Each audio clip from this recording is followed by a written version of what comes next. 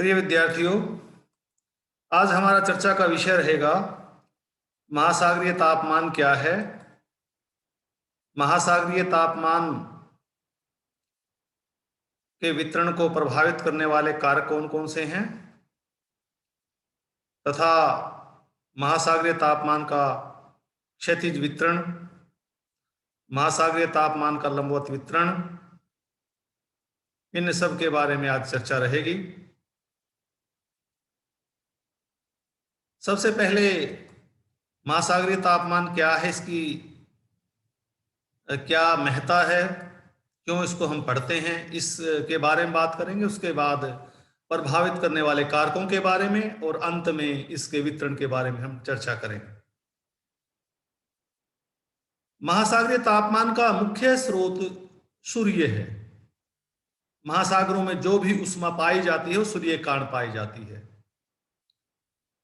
महासागरीय तापमान का अध्ययन भूगोल में बहुत ही महत्वपूर्ण है। क्यों महत्वपूर्ण है? कई कारण है।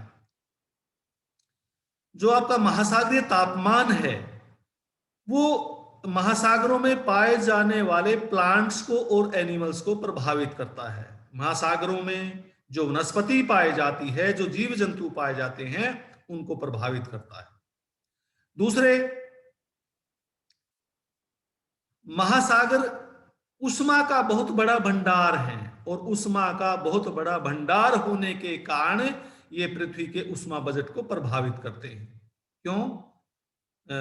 निरंतर उष्मा महासागरों से निकलती रहती है और वायुमंडल में जाती रहती है, तो इस प्रकार उष्मा बजट को प्रभावित करते हैं।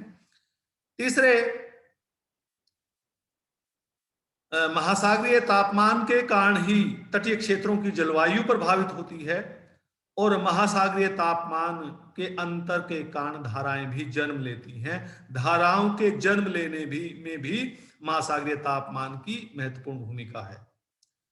अब नेक्स्ट टॉपिक आता है, या नेक्स्ट इसमें पार्ट है कि महासागरीय तापमान को नियंत्रित करने वाले कारक कौन कौन से हैं, या ये कह लीजिए महासागरीय तापमान को या समुद्री जल के तापमान को प्रभावित करने वाले कारक कौन कौन से हैं। सबसे पहले अक्षांश। आप सभी विद्यार्थी जानते हैं, पढ़ाया भी जा चुका है पहले, कि जो हम भूमध्य रेखा से उत्तर में जाते हैं तापमान कम होता जाता है। भूमध्य रेखा है ये, भूमध्य रेखा के उत्तर में जाएंगे सामान्यतः तापमान कम होता जाता है। और यही पक्ष, यही बिंदु महासागरों के तापमान पर भी लागू होता है। जो हम भूमध्य रेखा के उत्तर में जाएंगे, जो हम भूमध्य रेखा के दक्षिण में जाएंगे, यानी निम्न अक्षांशों से जो हम उच्च अक्षांशों की तरफ जाएंगे, तापमान धीरे धीरे महासागरों में भी घटता चला जाएगा। और भूमध्य रेखा के आसपास समुद्रों का औसत तापमान लगभग 26 डिग्री सेल्सियस के आसपास है, जबकि ध्रुवीय क्षेत्रों में, उप ध्रुवीय क्षेत्रों में यह लगभग 0 डिग्री सेल्सियस के आसपास है। यानी जो हम उत्तर में जाएंगे, जो हम दक्षिण में जाएंगे, तापमान निरंतर घटता जाएगा। दूसरा है जल तथा स्थल का असमान वितरण, unequal distribution of land and water. Unequal distribution of land and water. अब यहां चित्र के माध्यम से मैं बताना चाहूंगा कि उत्तरी गोलार्ध जल तथा स्थल का असमान वितरण भी समुद्री जल के तापमान को प्रभावित करता है। यहां देखिए, ये भूमध्य रेखा दिखाई गई है। यहां भूमध्य रेखा है। ये भूमध्य रेखा के उत्तर में स्थल भाग का फैलाव देखिए, पूरा का पूरा बहुत बड़ा स्थल भाग है। ये स्थल भाग है, ये स्थल भाग है। और भूमध्य रेखा के दक्षिण में देखिए केवल कुछ पोर्शन ये है, थोड़ा सा पोर्शन ये है, और ये ऑस्ट्रेलिया आदि देश है। जल तथा, बिंदु यहां चल रहा है, जल तथा स्थल का असमान वितरण किस प्रकार ताप को प्रभावित करता है, समुद्री ताप को प्रभावित करता है। और ये हमने दो पक्ष रखे हैं कि देखिए, इसको समझाने के लिए हमने पृथ्वी को दो भागों में बांट दिया, उत्तरी गोलार्ध और दक्षिणी गोलार्ध। उत्तरी गोलार्ध में स्थल भाग की अधिकता है और दक्षिणी गोलार्ध में जल भाग की अधिकता। स्थल देखिए बहुत कम है, उत्तरी गोलार्ध में स्थल बहुत ज्यादा अधिक है। तब अब स्थल की जो प्रकृति है गर्म और ठंडा होने की, वो जल से भिन्न है। जल धीरे धीरे गर्म होता है, धीरे धीरे ठंडा होता है। स्थल जल्दी गर्म हो जाता है और जल्दी ठंडा हो जाता है। और न केवल जल्दी गर्म और ठंडा होता है, बल्कि बहुत अधिक गर्म और बहुत अधिक ठंडा भी हो जाता है। जल्दी तो है ही, परंतु तापमान बहुत अधिक भी बढ़ जाता है और बहुत कम भी हो जाता है जल भागों की तुलना में। अब ये देखिए, उत्तरी गोलार्ध में स्थल भाग की अधिकता है। स्थल भाग की अधिकता होने के कारण ये स्थल भाग जल्दी गर्म हो जाएगा, जल्दी ठंडा हो जाएगा, और इसके अतिरिक्त बहुत ज्यादा गर्म हो जाएगा। जहां गर्मी होगी और जहां ठंड होगी वहां बहुत ज्यादा ठंडा हो जाएगा, इन क्षेत्रों में। तो इसके कारण उत्तरी गोलार्ध में जो उष्मा का स्थानांतरण है, हीट का जो ट्रांसफर है, बहुत अधिक है। किसके बीच? जल और स्थल के बीच हीट का जो ट्रांसफर है वो ज्यादा है। तो जल और स्थल के बीच हीट का ट्रांसफर अधिक होने के कारण इन क्षेत्रों में जो समुद्र है, वहां के समुद्रों का तापमान जिन क्षेत्रों में स्थल भाग कम है उनकी तुलना में अलग मिलेगा। क्यों मिलेगा? दोबारा फिर इसको समझने का प्रयास कीजिए। बिंदु ये चल रहा था कि जल तथा स्थल का असमान वितरण क्या समुद्री जल के तापमान को प्रभावित करता है? हाँ, करता है। कैसे करता है? कैसे करता है? उसमें बताया कि जल धीरे धीरे गर्म होता है, धीरे धीरे ठंडा होता है। स्थल जल्दी गर्म हो जाता है, ये स्थल भाग है, स्थल भाग है, स्थल भाग है। जल्दी गर्म हो जाता है, जल्दी ठंडा हो जाता है। और न केवल जल्दी गर्म और ठंडा हो जाता है, बल्कि तेजी से गर्म, अधिक गर्म भी हो जाता है और अधिक ठंडा भी हो जाता है। अधिक गर्म कहां? ज्यादा गर्मी ज्यादा है। अधिक ठंडा कहां? जहां ठंड ज्यादा है। तो उत्तरी गोलार्ध में आज स्थिति देखिए, उत्तरी गोलार्ध में स्थल भाग की अधिकता होने के कारण हीट का जो ट्रांसफर है, उष्मा का स्थानांतरण है, किसके और किसके बीच? जल भाग के बीच, समुद्रों और स्थल भाग के बीच दक्षिणी गोलार्ध की तुलना में भिन्न है, क्योंकि दक्षिणी गोलार्ध में स्थल भाग का फैलाव कम है।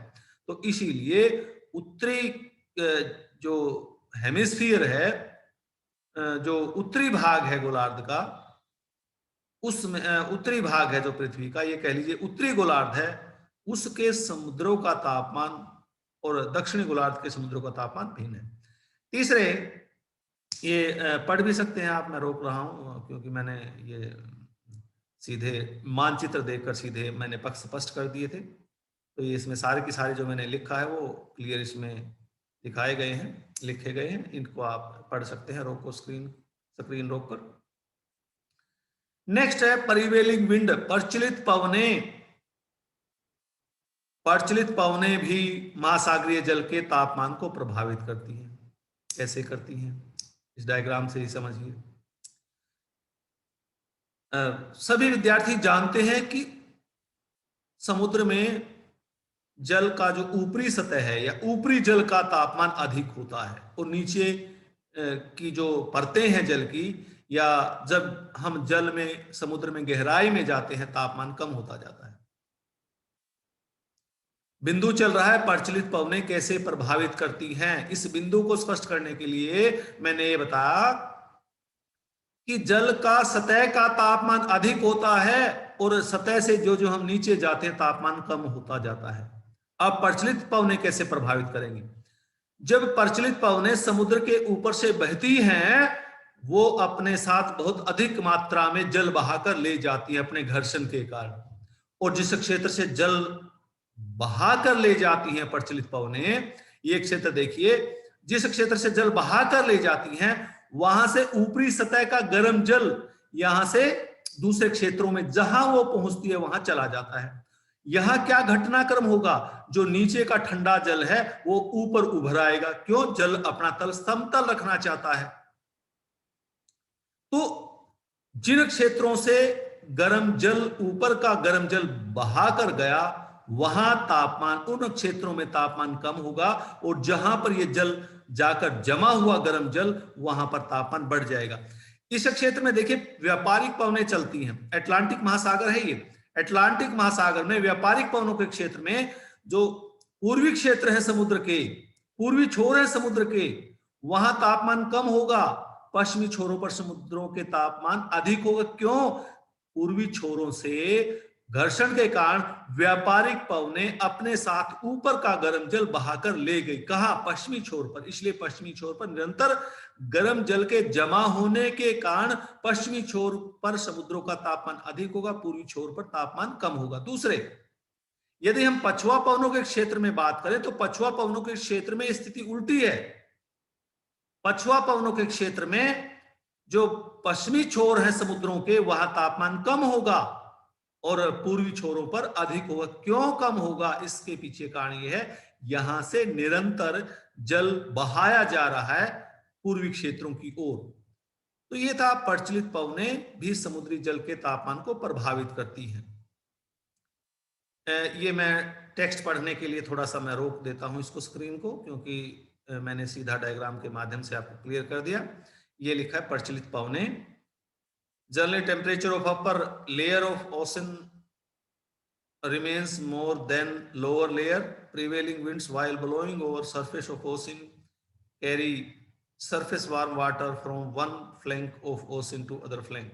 In order to compensate the loss of water, colder water from below surface comes up and reduces the surface temperature of oceans. ये मैंने हिंदी में बता दिया है, अंग्रेजी में केवल इसलिए पढ़ा ताकि आप स्क्रीन रोक कर देख लें, क्योंकि मैंने सीधा डायग्राम के माध्यम से आपको स्पष्ट कर दिया था ये मामला। अगला बिंदु है, क्या चल रहा है? महासागरीय जल के तापमान को प्रभावित करने वाले कारक या नियंत्रित करने वाले कारक।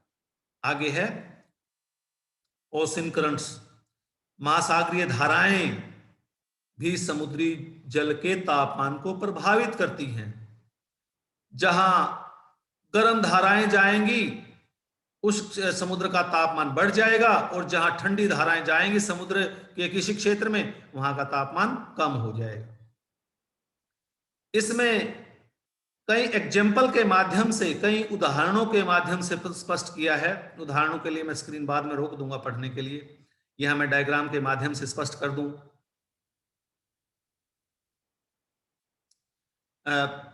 मामला चल रहा है या चर्चा चल रही है कि महासागरीय धाराएं किस प्रकार समुद्री जल के तापमान को प्रभावित करती हैं। उसमें मैंने बताया कि जहां पर ठंडी धाराएं आएंगी समुद्र में, वहां का तापमान घट जाएगा, और जहां पर गर्म धाराएं आएंगी समुद्र में, उस स्थान का तापमान बढ़ जाएगा। लेब्राडोर, पहला एग्जांपल मैं दूं, लेब्राडोर की ठंडी धारा यहां कनाडा के तटों की ओर बढ़ती है, और कनाडा के तटों के आसपास लगभग 50 डिग्री अक्षांश पर समुद्र जमने लगता है, समुद्री जल जमने लगता है, यानी यहां जल बहुत ठंडा हो जाता है, तापमान बहुत कम हो जाता है। किस कारण? आर्कटिक महासागर से लेब्राडोर की ठंडी धारा इन अक्षांशों में आई। किन अक्षांशों में? 50 डिग्री अक्षांश के आसपास। इसके विपरीत अगर हम देखें, जो यूरोपीय तट हैं जिनकी स्थिति लगभग 60 डिग्री अक्षांश के आसपास है, वहां तो तापमान देखा जाए सामान्यतः यहां से कम होना चाहिए, परंतु यहां तापमान ज्यादा है। क्यों ज्यादा है? क्योंकि उत्तरी अटलांटिक ड्रिफ्ट, जो कि गर्म पानी क्षेत्रों में बहा कर ले जाती है, इसके कारण यहां 60 डिग्री अक्षांश पर भी तापमान अधिक रहता है। यहां 50 डिग्री अक्षांश तापमान पर समुद्र जमने लगते हैं, और यहां जहां पर अटलांटिक ड्रिफ्ट द्वारा गर्म पानी यूरोप के तटीय क्षेत्रों में ले जाया जाता है, वहां 60 डिग्री अक्षांश पर भी यहां की तुलना में अधिक तापमान रहता है। तो इस प्रकार महासागरीय धाराएं समुद्री जल के तापमान को प्रभावित करते हैं। दूसरा एग्जांपल भी मैं ये दे देता हूं। यहां दूसरा एग्जांपल है, यहां ये बेरिंग जलडमरू मध्य है, आर्कटिक सागर है ऊपर यहां, तो आर्कटिक सागर से बेरिंग जलडमरू मध्य से एक धारा आती है जिसे ओयोशियो की धारा कहते हैं। इसे हम क्यूराइल की धारा भी कहते हैं। ये क्यूराइल द्वीप समूह इसके पास आते हैं, इसलिए क्यूराइल की धारा कहते हैं। तो ये क्यूराइल की धारा एशिया का जो पश्चिमी तटीय क्षेत्र है, या ये कह लीजिए जापान के आसपास के तटीय क्षेत्र में, ये रूस का क्षेत्र है इधर, जापान के आसपास के तटीय क्षेत्रों में ये क्यूराइल की धारा, ये इसको ओयोशियो की धारा तापमान काफी कम कर देती है इन समुद्रों का। और जबकि इसी अक्षांश पर, बल्कि इस अक्षांश से भी परे अलास्का का जो क्षेत्र है, अलास्का के तट है, वहां पर तुलनात्मक रूप से तापमान अधिक रहता है। क्यों? क्योंकि क्यूरोशियो की गर्म धारा ने अलास्का के क्षेत्रों में गर्म पानी भेज दिया, गर्म पानी प्रवाहित कर दिया। तो यहां गर्म पानी की धारा आने कारण अलास्का के क्षेत्रों में अधिक तापमान पाया जाता है। जबकि लगभग इन अक्षांशों पर भी चले, यूराइल की ठंडी धारा या ओयोशियो, इसका दूसरा नाम है, ओयोशियो की ठंडी धारा के कारण इन तटीय क्षेत्रों में तापमान कम पाया जाता है। तो इस प्रकार महासागरीय धाराएं भी समुद्री जल के तापमान को प्रभावित करती हैं। टेक्स्ट के लिए मैं थोड़ा सा रोक देता हूं, आप इसको पढ़ सकते हैं आराम से।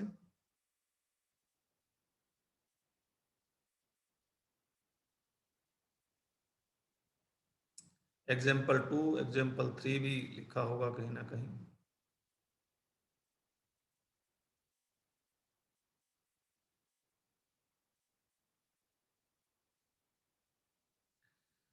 एग्जाम्पल 3 ये लिखा है, आगे है मिक्सिंग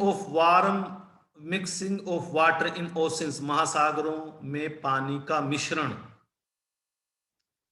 जो खुले समुद्र हैं वहां पर पानी, गर्म और ठंडा पानी आपस में आसानी से मिल जाता है, जल्दी मिल जाता है।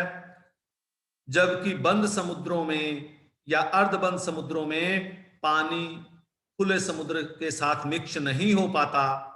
अतः एक अक्षांश पर स्थित होने के बावजूद भी जो अर्धबंद समुद्र हैं या बंद समुद्र है, वहां का तापमान खुले समुद्रों की तुलना में अलग मिलता है। चाहे खुला समुद्र और बंद समुद्र या अर्धबंद समुद्र एक अक्षांश पर हो, तब भी उनका तापमान अलग मिलेगा। अलग मिलने का कारण है पानी का अर्धबंद समुद्रों में या खुले समुद्रों में मिश्रण नहीं हो पाता। यहां कई एग्जाम्पल के माध्यम से इसको स्पष्ट करने का प्रयास किया गया है। रेड सी और पर्शियन जो गल्फ है, वहां का तापमान, डायग्राम के माध्यम से ही मैं स्पष्ट कर दूं। ये लाल सागर है, लाल सागर है, नीचे हिंद महासागर है इसके, ये अरब सागर आ गया। ये पर्शियन गल्फ है, ये पर्शियन गल्फ है, यहाँ पर्शियन गल्फ, ये पर्शियन गल्फ। यहाँ ये लाल सागर है। लाल सागर देखिए अर्धबंद समुद्र है, यानी इधर से बंद, इधर से स्थल भाग, इधर से थोड़ा सा पोर्शन मिला हुआ है अरब सागर से, या हिंद महासागर कह लीजिए उसका पूरा नाम, संयुक्त नाम। और यहाँ पर्शियन गल्फ है, पर्शियन गल्फ, ये भी थोड़ी सी मिली हुई है। तो यहाँ का तापमान हिंद महासागर की तुलना में कम है, सॉरी अधिक है। हिंद महासागर का तापमान लगभग 25 डिग्री सेल्सियस के आसपास है, और यहाँ लाल सागर का तापमान लगभग 37.7 डिग्री सेल्सियस। और पर्शियन गल्फ का जो पर्शिया की खाड़ी है, या फारस की खाड़ी भी इसको कह देते हैं, फारस की खाड़ी का तापमान 34.4 डिग्री सेल्सियस, यहाँ का 37.7 डिग्री सेल्सियस।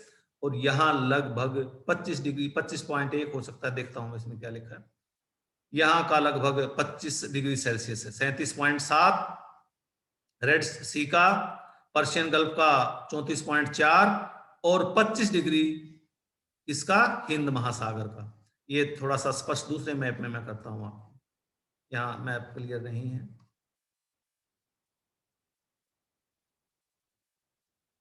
ये देखिए, यहाँ देखिए बिल्कुल क्लियर होगा, ये हिंद महासागर है, 25 डिग्री सेल्सियस टेम्परेचर हिंद महासागर का। ये फारस की खाड़ी है, 34.4 डिग्री सेल्सियस टेम्परेचर। और ये है लाल सागर, 37.7 डिग्री सेल्सियस। यानी इस तापमान अधिक क्यों है? क्योंकि खुले समुद्रों की तरह यहाँ पानी की मिक्सिंग नहीं होती, पानी की मिक्सिंग नहीं होती, तो टेम्परेचर भिन्न मिलेगा खुले समुद्रों की तुलना में। अब वापस वहीं पर आते हैं।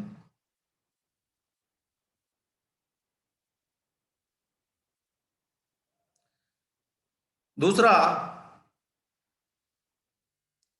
ये जो सिचुएशन है ये रिवर्स हो जाती है अगर हम उच्च अक्षांशों में जाएं। उच्च अक्षांशों में जाएं, रिवर्स कैसे होगी? एग्जाम्पल दूसरा, ये बाल्टिक सागर है, ये है बाल्टिक सागर, गल्फ ऑफ बोथानिया। बाल्टिक सागर ये यूरोपीय क्षेत्र है। बाल्टिक सागर में शीत ऋतु में तापमान लगभग 0 डिग्री होता है, और जबकि इन्हीं अक्षांशों पर इन खुले समुद्रों में तापमान 4.4 डिग्री सेल्सियस होता है। देखिए एक अक्षांश, इसी अक्षांश पर यहाँ 4.4 डिग्री मिलेगा, यहाँ 4.4 डिग्री मिलेगा इस रीजन में, यहां पर 0 डिग्री है। क्यों है 0 डिग्री? क्योंकि यहां पर गर्म धारा आएगी, गर्म धारा आएगी, पानी की मिक्सिंग होगी, यहां का टेम्परेचर बढ़ जाएगा। परंतु यहां ये जो बंद समुद्र है, बाल्टिक सी है, बंद समुद्र है, स्थल भाग है, इधर भी देखिए स्थल भाग है, इधर भी देखिए स्थल भाग है, तो यहां पर पानी की मिक्सिंग नहीं होती। यहां का तापमान 0 डिग्री सेल्सियस है। क्यों है 0 डिग्री सेल्सियस? क्योंकि चारों ओर हिमाच्छादित स्थलखंड हैं, हिमाच्छादित स्थलखंड होने के कारण, और दूसरे जो इसमें नदियां गिरती हैं उनमें भी जो हिमखंड हैं, हिमशैल हैं, इस बाल्टिक सी में गिरते हैं, जिसके कारण यहाँ का तापमान कम होता है। कारण क्या है? मिक्सिंग नहीं होता बाल्टिक सी का वाटर, जबकि खुले समुद्रों का जो पानी है वो मिक्स होता रहता है। 2 एग्जाम्पल इसमें पर्याप्त हैं। इसमें नेक्स्ट हम चलते हैं। कंडीशन ऑफ स्काई, आकाश की दशाएं भी समुद्री जल के तापमान को प्रभावित करती हैं। आकाश की दशाएं कैसे प्रभावित करती हैं? यदि मेघ छाए हैं आकाश में, तो सूर्य की किरणें जल तक नहीं पहुंचेंगी, तो उसका तापमान नहीं बढ़ पाएगा। उदाहरणतः भूमध्य रेखीय सागर सॉरी भूमध्य रेखा पर जो समुद्र हैं वहां का तापमान अधिकतम नहीं है, यद्यपि वहां सूर्य किरणें सीधी पड़ती हैं, बल्कि यह अधिकतम उपोष्ण कटिबंध में है। वहां अधिकतम क्यों नहीं है? क्योंकि भूमध्य रेखीय क्षेत्र में, भूमध्य रेखीय क्षेत्र के जो समुद्र हैं उन पर बादल छाए रहते हैं। बादल छाए रहने के कारण, यानी आकाश की दशाएं कैसे? बादलों की, तो वहां सूर्य की किरणें पृथ्वी जो समुद्र का ऊपरी सतह है, समुद्र का जो सरफेस है वहां तक नहीं पहुंचती। जबकि उपोष्ण कटिबंध में आसमान साफ रहता है। आसमान साफ रहने के कारण उपोष्ण कटिबंध में, यानी आकाश साफ है, आसमान की दशाएं डिफरेंट है, वहां पर अधिकतम तापमान पाया जाता है। नेक्स्ट है आइसबर्ग्स, हिमखंड।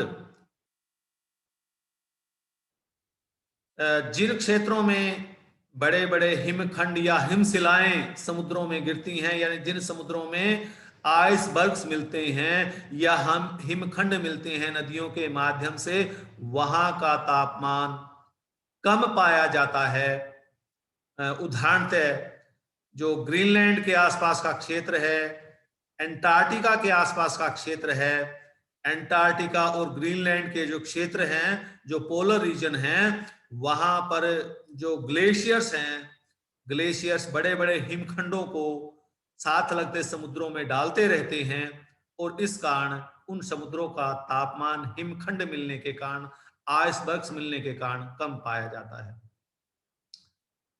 एंटार्क्टिका महाद्वीप के जो चारों ओर समुद्र हैं, एंटार्क्टिका महाद्वीप के जो साथ लगते समुद्र हैं, वहां का तापमान कम पाया जाता है। क्यों? क्योंकि एंटार्क्टिक महाद्वीप से जो ग्लेशियर्स हैं वो वहां पर लगातार हिमखंड जमा करते रहते हैं। इसी प्रकार जो ग्रीनलैंड का क्षेत्र है या जो रशिया का उत्तरी क्षेत्र है, वहां से भी हिमखंड आर्कटिक सागर में मिलते रहते हैं, जिसके कारण आर्कटिक सागर का तापमान कम हो जाता है। कुछ माइनर फैक्टर भी हैं, गौण कारक भी हैं, जिसमें submarine ridge, movement of air, local weather condition, यानी महासागरीय कटकें। महासागरीय कटकें क्या करती हैं? पानी का मिश्रण को रोकती हैं।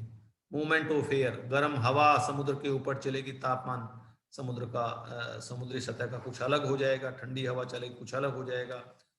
और कई बार जो स्थानीय मौसमी दशाएं हैं, कभी चक्रवात आ गया, प्रति चक्रवात आ गया, या ओलावृष्टि हो गई, तो इस प्रकार की जो स्थानीय मौसमी दशाएं हैं वो भी समुद्री जल के तापमान को थोड़ा बहुत प्रभावित करती हैं। आगे है समुद्री जल के तापमान का वितरण। पहले पढ़ेंगे हॉरिजॉन्टल डिस्ट्रीब्यूशन ऑफ टेम्परेचर, क्षैतिज वितरण, समुद्री जल के तापमान का क्षैतिज वितरण। सबसे पहले पढ़ेंगे हम एवरेज ग्लोबल टेम्परेचर कंडीशन, औसत भूमंडलीय दशाएं। औसत भूमंडलीय दशाओं का अर्थ है संपूर्ण भूमंडल को लें तो तापमान की दशाएं समुद्रों में क्या होंगी। संपूर्ण भूमंडल को लें तो तापमान की दशाएं इस डायग्राम में दिखाई गई हैं। सामान्यतः जैसा कि पहले बताया जा चुका, जो जो हम भूमध्य रेखा से उत्तर में जाएंगे, भूमध्य रेखा से दक्षिण में जाएंगे, तापमान घटता जाता है और इसी नियम का अनुसरण करते हुए महासागरीय तापमान भी उत्तर में और दक्षिण में घटता चला जाएगा। भूमध्य रेखा पर औसत समुद्रों का तापमान 26.7 डिग्री सेल्सियस, 20 डिग्री अक्षांश पर लगभग 22 डिग्री सेल्सियस, 40 डिग्री अक्षांश पर लगभग 14 डिग्री सेल्सियस और ध्रुवीय तथा उपध्रुवीय क्षेत्रों में ये 0 डिग्री रह जाता है। ये औसत भूमंडलीय दशाएं हैं समुद्री जल के तापमान के संदर्भ में। और जो जो हम भूमध्य रेखा से उत्तर में जाएंगे, भूमध्य रेखा से दक्षिण में जाएंगे, समुद्री तापमान की बात हो रही है, महासागरीय तापमान की बात हो रही है, वो जरूर ध्यान रखें यहाँ। तो तापमान के घटने की दर सामान्यतः 0.3 डिग्री प्रति अक्षांश है, पर लैटिट्यूड। ये मोटी सी फिगर है, बल्कि एग्जैक्ट फिगर जो कई पुस्तकों में लिखी है 0.27 पर लैटिट्यूड है। दूसरा है स्फीरिकल डिस्ट्रीब्यूशन, यानी पहले पूरे के पूरे ग्लोब की पढ़ ली हमने कि पूरे के पूरे ग्लोब में दशाएं क्या है। अब आधे ग्लोब की अलग, नीचे के ग्लोब, ऊपर आधा जो ग्लोब है उसकी अलग, नीचे जो आधा ग्लोब है उसकी अलग। यानी ऊपर उत्तरी गोलार्ध के समुद्रों में तापमान की दशाएं क्या हैं और नीचे जो गोलार्ध है, दक्षिणी गोलार्ध है, उसमें समुद्र की तापमान की दशाएं क्या हैं। दूसरे बिंदु में हम ये पढ़ेंगे, यानी गोलार्धानुसार तापमान वितरण।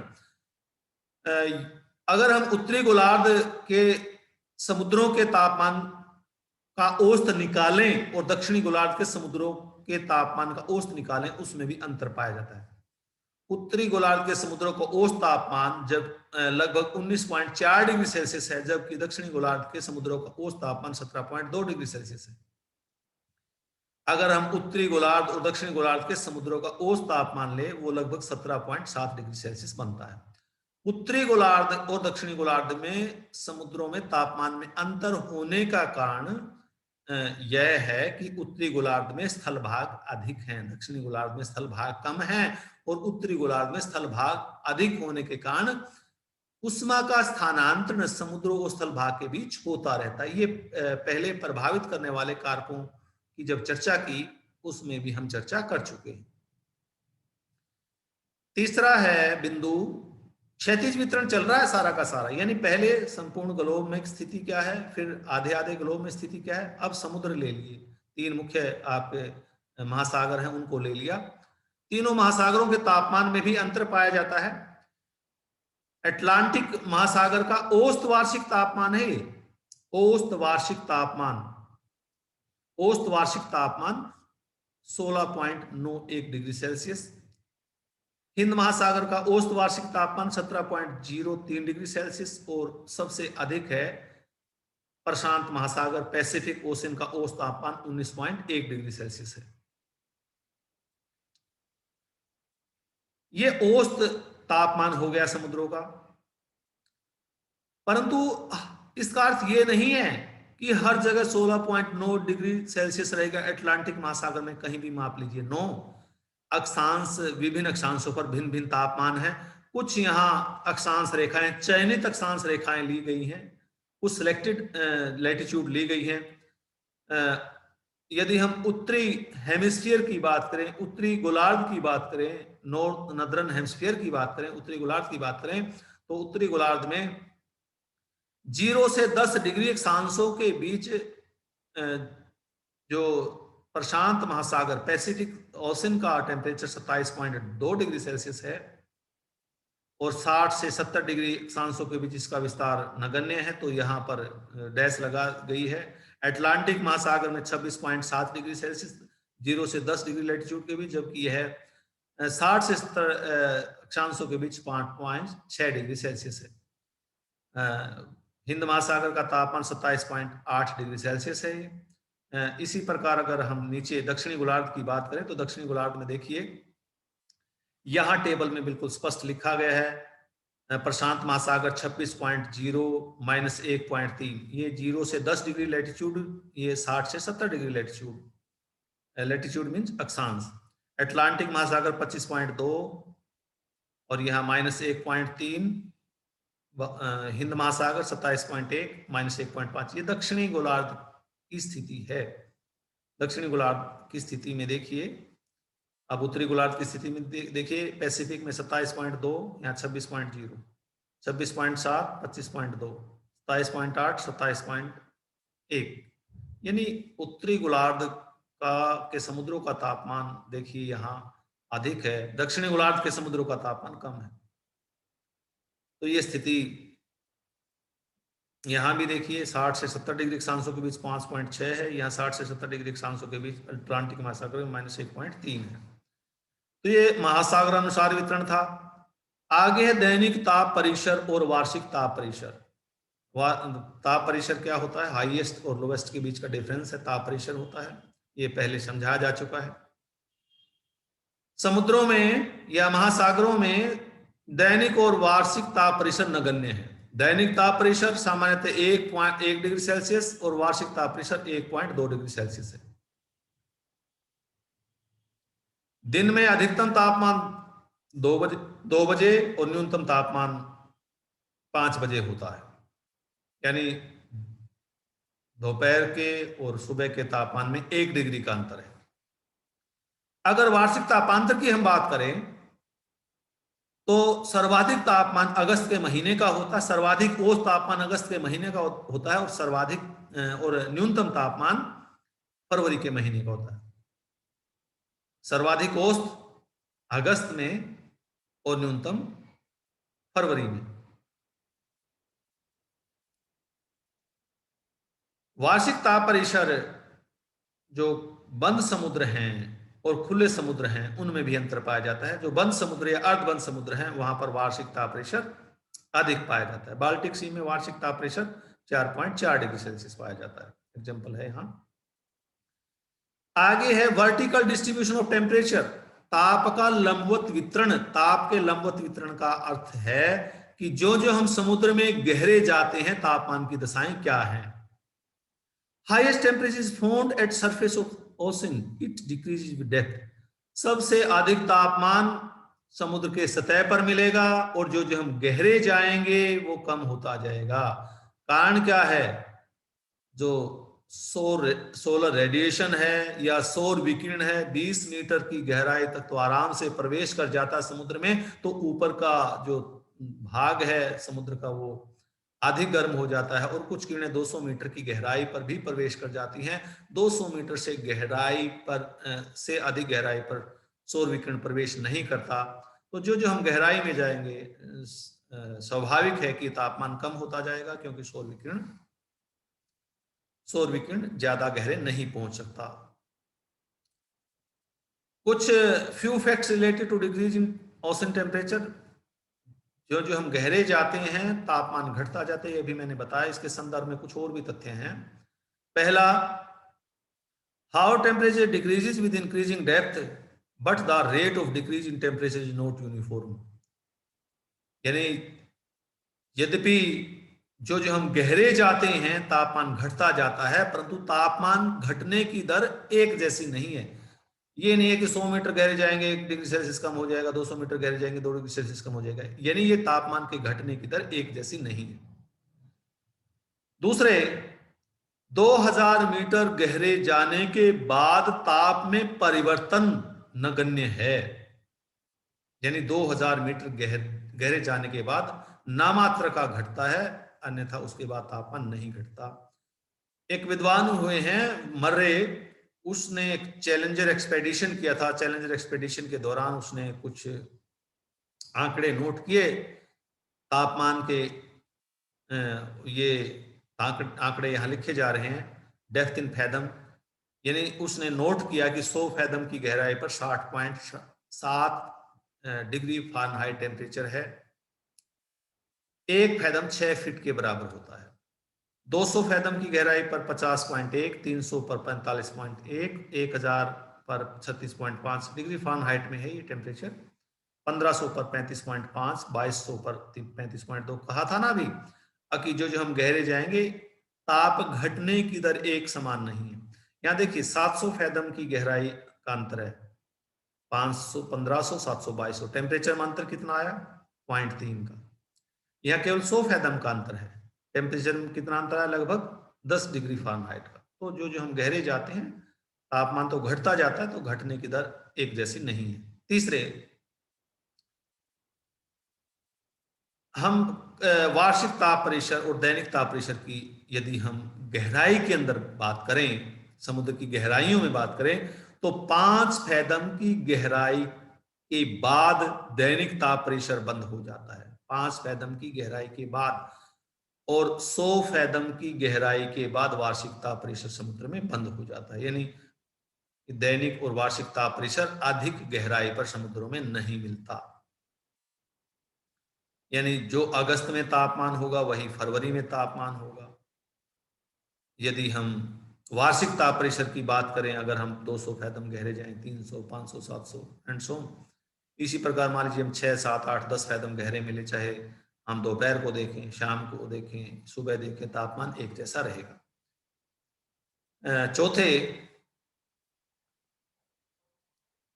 ताप यद्यपि घटता जाता है, परंतु भूमध्य रेखा पर ताप घटने की दर और ध्रुवों पर ताप घटने की दर, यानी गहराई की बात हो रही है, यानी जो जो हम भूमध्य रेखा पर जो समुद्र हैं उसमें गहराई में जाएंगे, और ध्रुवों पर जो समुद्र हैं उसमें गहराई में जाएंगे, दोनों में अंतर है ताप के घटने की दरों में।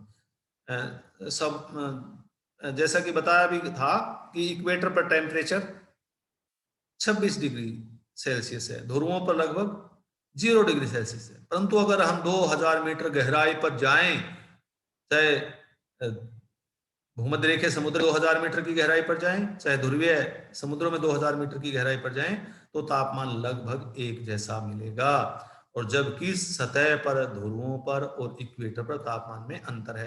तो इसीलिए कहा है यहाँ पर कि ध्रुवों पर और भूमध्य रेखीय समुद्र, भूमध्य रेखा पर जो समुद्र हैं, ध्रुवीय समुद्र हैं, उनमें गहराई में जब जाते हैं तापमान के घटने की दर भिन्न भिन्न है। लास्ट है, कुछ क्षेत्र ऐसे हैं जहां पर अधिक गहराई पर भी अधिक तापमान मिलता है। एग्जाम्पल है सारगैसो सी, अधिक गहराई पर भी अधिक तापमान। रेड सी, लाल सागर। मेडिटेरेनियन सी, भूमध्य रेखीय सागर। सोलू सी, सोलू सागर। इन सागरों में अधिक गहराई पर भी अधिक तापमान मिलता है। जो मेडिटेरेनियन सी है या भूमध्य सागर है, भूमध्य सागर में 1829 मीटर की गहराई पर भी 24.4 डिग्री सेल्सियस टेम्परेचर नोट किया गया है, और जबकि हिंद महासागर में यह 1.1 डिग्री सेल्सियस है। अब इन समुद्रों की मैं लोकेशन दिखा देता हूं तुम्हें कहाँ है। सारगेसो सी, जो ये पीला किया है ये सारगेसो सी है, यहाँ सारगेसो सी। भूमध्य सागर, ये है भूमध्य सागर। भूमध्य सागर में 1829 मीटर की गहराई पर टेम्परेचर बताया था। 1800 सॉरी, इसमें भूमध्य सागर में 24.4 डिग्री सेल्सियस टेम्परेचर, और जबकि यह हिंद महासागर में 1.1 डिग्री सेल्सियस है। इसी ये एक सोलू सी, सोलू सागर, ये तुम्हें ये यहाँ है सोलू सागर की लोकेशन, सोलू सागर। और ये लाल सागर की लोकेशन है, ये फारस की खाड़ी की लोकेशन है। ये भी मानचित्र मैंने इसीलिए लिया था कि लोकेशन में दिखा पाऊं। ये सोलू सागर, ये है सोलू सागर यहाँ, ये देखिए यहाँ सोलू सागर, यहाँ लाल सागर, फारस की खाड़ी। तो ये था आपका टॉपिक, महासागरीय जल का तापमान, महासागरीय जल के तापमान को प्रभावित करने वाले कारक,